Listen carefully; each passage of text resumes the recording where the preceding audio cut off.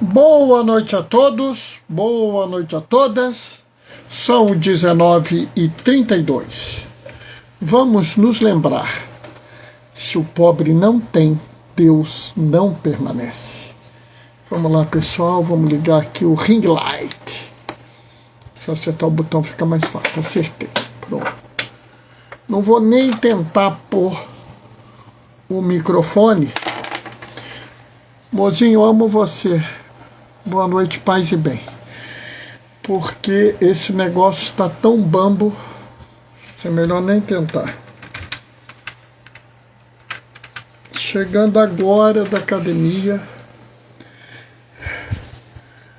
né, só na correria, tentando fazer as coisas.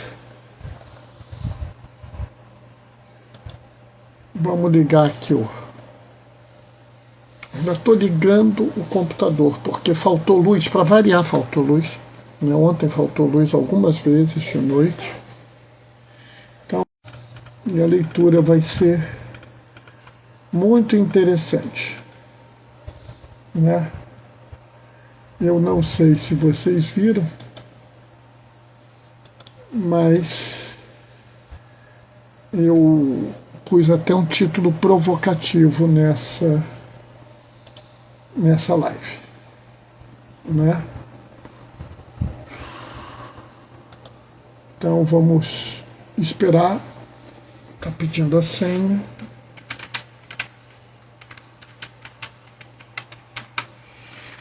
Vamos esperar para ver que bicho dá,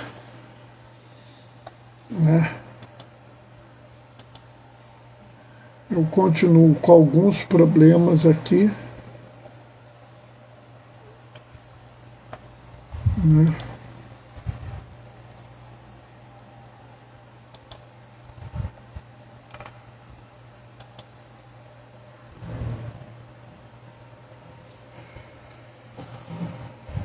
Por algum motivo o WhatsApp Web não está entrando direito nesse aparelho, mas não preciso disso para fazer a live, né? Bom, está na hora, vamos começar. O Senhor esteja convosco, Ele está no meio de nós. Proclamação do Evangelho de Jesus Cristo segundo Marcos. Naquele tempo, um leproso chegou perto de Jesus e de joelho pediu: se queres, tens o poder de curar. Jesus, cheio de compaixão, estendeu a mão, tocou nele e disse: eu quero, fica curado. No mesmo instante, a lepra desapareceu e ele ficou curado. Então, Jesus o mandou logo embora, falando com firmeza: não conte nada disso a ninguém. Vai e mostra-te ao sacerdote, e oferece pela tua purificação o que Moisés ordenou, como prova para eles. Ele foi e começou a contar e a divulgar muito fato. Por isso Jesus não podia mais entrar publicamente numa cidade e ficava fora em lugares desertos. E de toda parte vinham procurá-lo. Palavra da salvação. Essa leitura no Evangelho de Marcos é uma leitura muito interessante e com uma mensagem extremamente profunda. E assim, eu às vezes tenho a impressão que as pessoas não param para pensar sobre essa mensagem, né? E aqui nós temos uma série de camadas de exegese, né, de camadas de interpretação, que necessitariam talvez de um estudo muito profundo. Mas não é o objetivo dessa live fazer um estudo profundo, é fazer um estudo objetivo, pensando coisas para o seu dia a dia. né? E aqui eu quero tocar em alguns pontos, né? Então vamos lá. Começa com o leproso chegando perto de Jesus e de joelho pedindo. Só o fato do leproso chegar perto de Jesus já me chama a atenção. Porque isso já mostra aqui ainda no capítulo 1 de Marcos, no início do Evangelho de Marcos, que Jesus já estava criando, junto dos discípulos dele, um ambiente diferente do ambiente da sociedade dele. Por que eu posso dizer isso? Porque o leproso chegou perto. Vamos aqui deixar muito claro, a palavra lepra na Bíblia não é a doença hanseníase de hoje em dia, tá? Na época da Bíblia, qualquer doença que desse uma mancha branca, coçasse e saísse assim, tipo um farelinho, era chamada lepra. Então, por exemplo, psoríase seria lepra. Algumas micoses, como as micoses de praia, seriam lepra. Tá? Mas, como eles não sabiam diferenciar o que era o que, eles tratavam as pessoas como se todas tivessem uma doença terrível, altamente contagiosa. E uma doença deformante, porque não tinha tratamento. Hoje em dia o tratamento é muito eficaz e é disponibilizado de graça no Brasil. Então, assim, é um horror que alguém tenha lepra. Mas o horror maior é que essa pessoa sofra alguma coisa com a lepra, porque é uma doença leve, demorada e que devia resolver logo. Mas, por algum motivo, algumas pessoas não conseguem esse acesso, não raro, por preconceito. Isso aqui é duro de falar. Mas se o preconceito é grande hoje, era pior na época de Jesus. A pessoa com lepra, seja qual doença fosse, era um morto-vivo. Ele não podia viver na cidade. Ele era considerado um pecador gravíssimo. E, portanto, não era assim passível de nenhum cuidado, nenhuma atenção. Na verdade, as pessoas com lepra não só não mereciam cuidado com atenção, como eram tratados de forma hostil. Não raro era comum, quando um leproso se aproximasse, jogar pedras nele para ele se afastar. Né? Você dizer que uma pessoa tinha lepra, mais do que uma ofensa, era até uma ameaça à vida dela. E para complicar, a pessoa era considerada impura, porque ela era uma pecadora e, portanto, era impura. E aí já vem um outro problema. Porque todo mundo acha impressionante que Jesus fala assim: eu quero, fica curado, e ele fica. Mas tem um gesto de Jesus que para mim é muito mais impressionante. Muito mais. Que é o seguinte: Jesus, cheio de compaixão, estendeu a mão e tocou nele. Esse gesto sempre me emociona. Porque quem conviveu com uma pessoa doente, né? Entrou alguém: ô Diane querida, boa noite, paz e bem. Quem já conviveu com uma pessoa doente, seja que doença for, sabe como a pessoa que está doente gosta de ser tocada.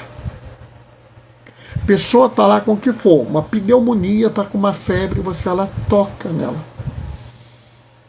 Sabe, eu sinto que as pessoas gostam. Até assim, coisas que a gente nem imagina, né?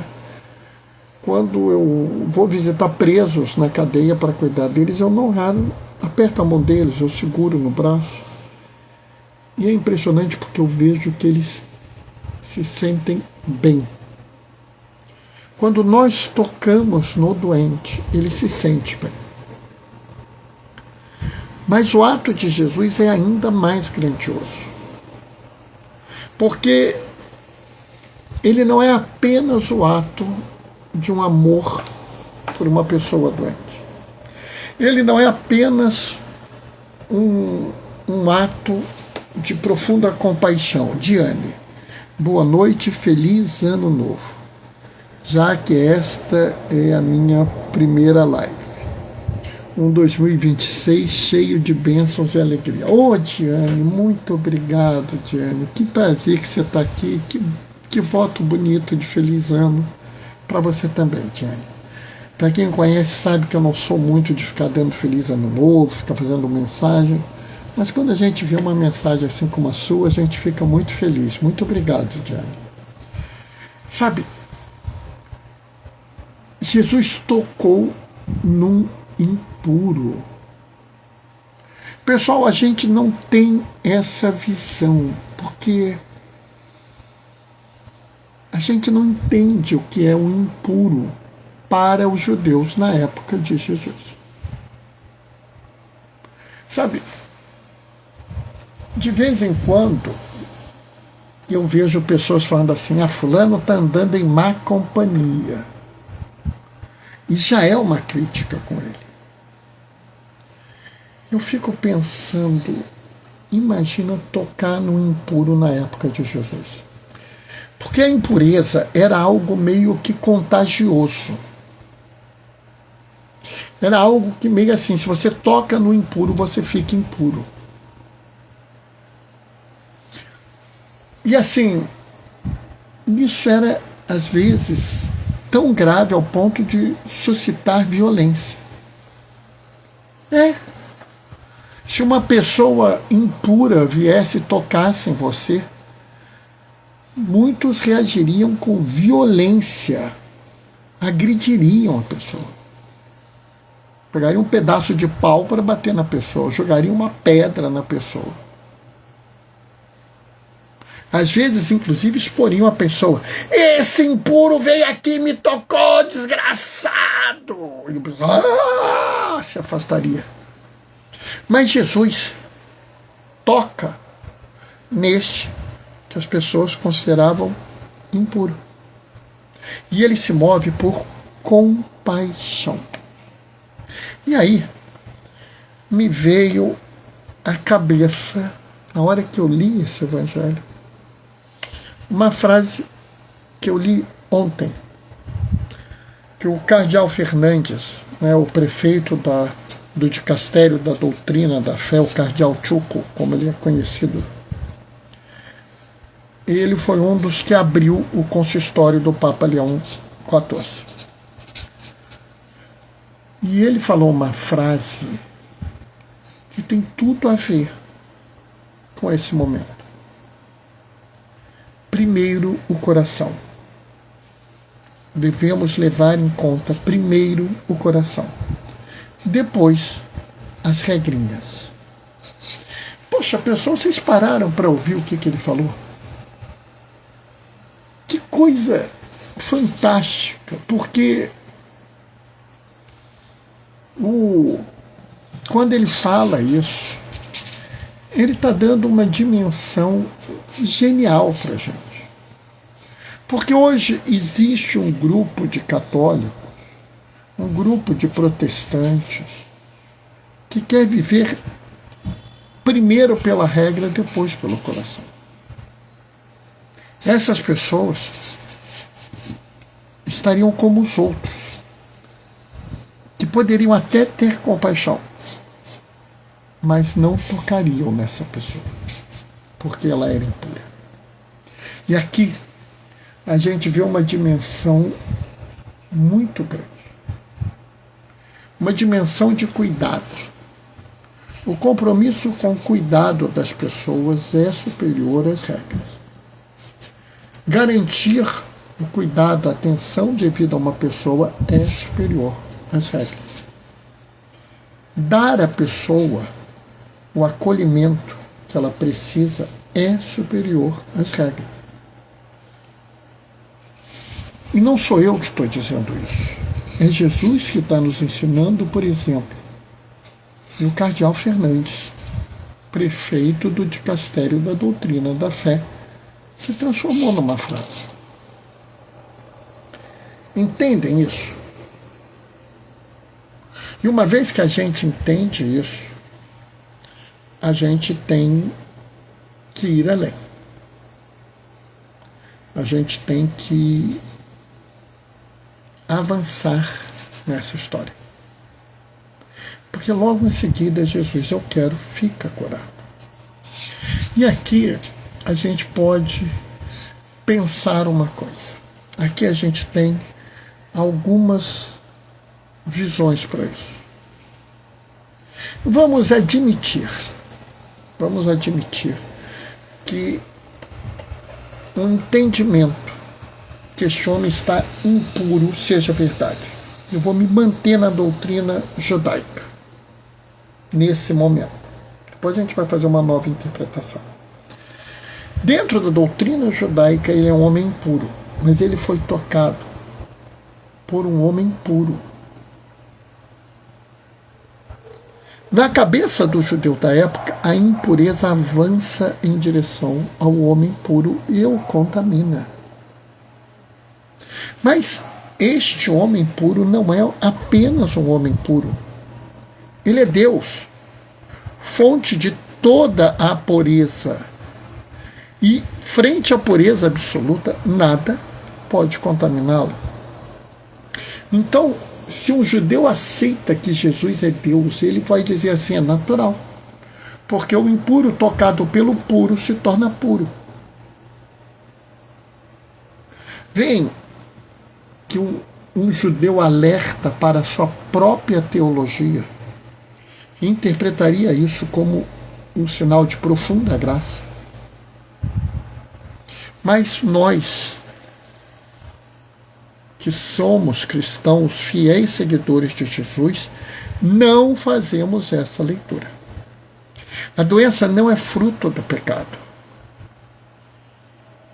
Não do pecado do ser humano em si.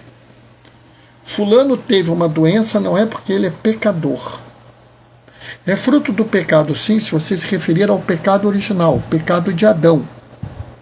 Mas se você se refere ao pecado da pessoa, isso não é verdade. Mas existe a possibilidade de um sinal que seja curar uma pessoa.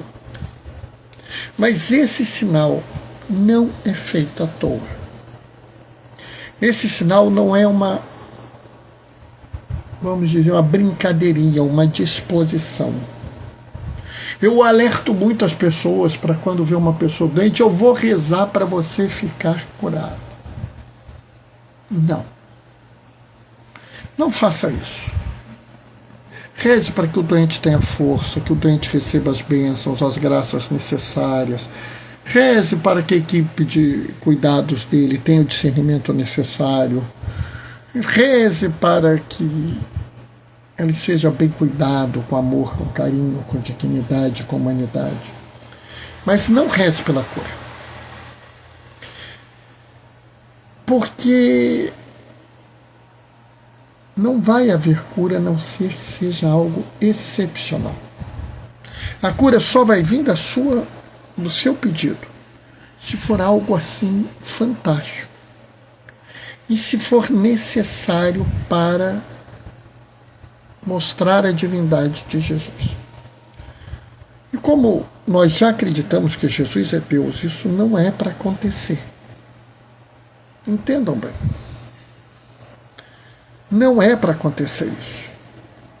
Bernardo, por que nós não temos milagres e sinais como tínhamos na igreja primitiva? Porque na igreja primitiva era necessário, as pessoas precisavam acreditar que Jesus era Deus. Mas Bernardo, por que ele foi curado? Porque era necessário. Porque esse homem estava no desespero. Porque esse homem precisava dessa cura. Porque ele precisava ser testemunho do amor de Deus ao mundo naquele momento. Mas hoje é diferente. Hoje, nós é que temos que assumir esse papel. Nós é que temos que dizer: é necessário curar os doentes. É necessário prevenir as doenças. É necessário garantir aos doentes um bom tratamento. E nós vamos cobrar isso. E sabe, eu às vezes fico triste. Por quê? Porque nós já tivemos ambulatório de rua nessa cidade. Equipes médicas para cuidar dos mendigos. E cada vez mais nós vemos menos investimento nesses irmãos desafortunados, que estão na miséria de forma, vamos dizer, com falta de uma palavra melhor, imerecida. Não merecida. A falta de uma palavra melhor, porque eu acho que ninguém merece viver na miséria. E aqui, a gente fica pensando, parece até que as pessoas querem tratar os pobres como se eles fossem leprosos. Os leprosos judaicos, os leprosos lá da época de Jesus, seriam hoje os pobres, os refugiados, os imigrantes, e por aí vai. Mas, logo em seguida, ele fica curado.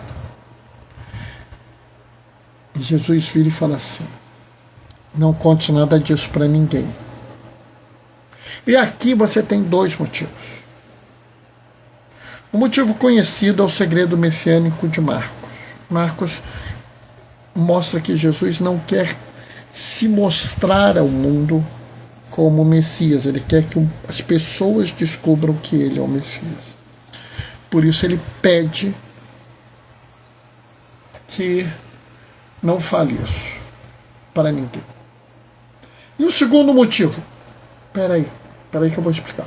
Mas antes, vamos observar que a primeira cura foi a cura do toque.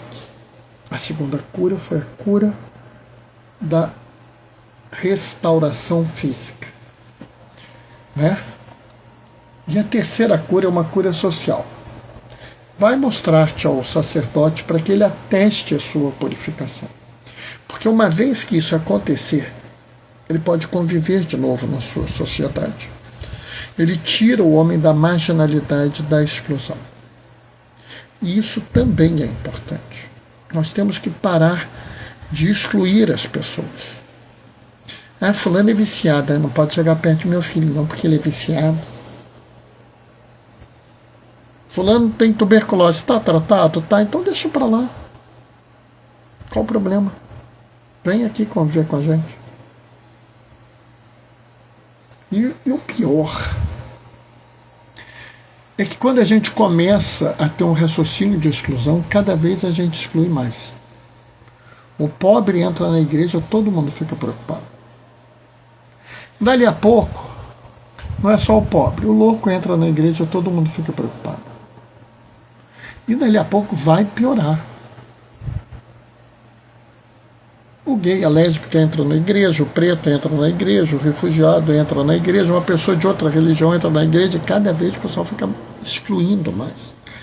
Porque em vez de viver uma religião de inclusão, como a gente já vê Jesus no primeiro capítulo de Marcos mostrando isso, as pessoas vivem uma realidade de exclusão.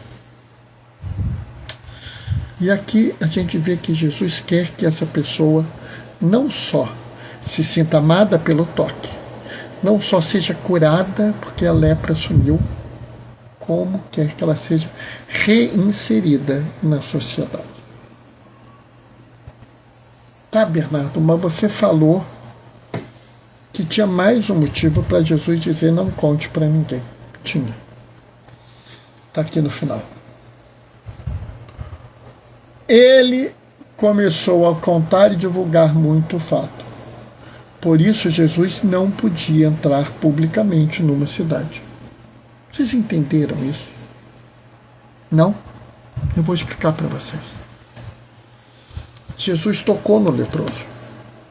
Na cabeça daquelas pessoas, Jesus ficou impuro. E impuro de lepra. Então, se ele chegasse numa cidade, ele seria violentamente rechaçado. É uma insanidade o que as pessoas fazem com essas regras de pureza. As regras de pureza cegam tanto uma pessoa que ela é capaz de considerar a pureza absoluta impura. Ela é capaz de considerar até o santo dos santos impuro. E isso existe hoje na sua comunidade de fé. Na sua comunidade de fé. Se chegar determinadas pessoas, as pessoas já começam a olhar com um olho ruim para ela. Fico pensando, vou dar um exemplo aqui. Chega uma adolescente grávida, uma menina de 16 anos grávida. Imediatamente vai ter gente, tá vendo? É uma perdida mesmo, né? Aí, ó, cheia de pecado nessa idade, já tá grávida, nem é casada. Aí ainda vem para a igreja. Tô mentindo? Vai dizer que você não conhece gente que vai falar isso. Pior que certa vez falaram comigo. Aí, diácono, aquela ali é perdida, ó. Tá grávida. Nem marido tem. Será que não tem vergonha na cara, não? Ah, mas eu não perdi. Virei para ela e falei assim, você tem razão, né? Ela devia ter abortado a criança, né? Não, diácono, é claro que não. Ué. Então o que você quer que ela faça? Mas, diácono, ela não devia ter feito sexo fora do casamento. E como é que você sabe que essa moça não foi vítima de uma violência sexual? Como é que você sabe que ela não foi abusada dentro da casa dela? Diácono, isso acontece, é o mais comum, a forma mais comum de abuso sexual é dentro da casa. Como é que você pode me garantir que não foi contra a vontade dela? Eu não posso, né, Tiago?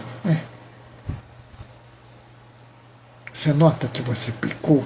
Eu virei para a pessoa e falei assim.